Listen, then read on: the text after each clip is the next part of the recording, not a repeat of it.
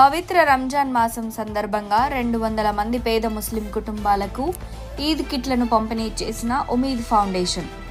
ఆకలితో ఉన్న నిరాశ్రయులకు పట్టడు అన్నం పెట్టడమే లక్ష్యంగా భవిష్యత్తు రోజుల్లో మరిన్ని కార్యక్రమాలు మా సంస్థ ద్వారా చేపడతామన్న ఫౌండేషన్ అధ్యక్షులు న్యాయవాది సుహేల్ రాణా, జమాతే ఇస్లామీ హింద్ నంద్యాల శాఖ అధ్యక్షులు అబ్దుల్ సమద్, లెక్చరర్ సయ్యద్ బాబు చేతుల మీదుగా ఈద్ కిట్లను పంపిణీ చేశారు. యువత సేవాగుణంతో ప్రజలకు సేవలు అందించడానికి స్వచ్ఛందంగా ముందుకు రావాలని, ప్రజాసేవ విషయంలో ఎల్లప్పుడూ తమ సహకారం ఉంటుందన్న అబ్దుల్ సమద్.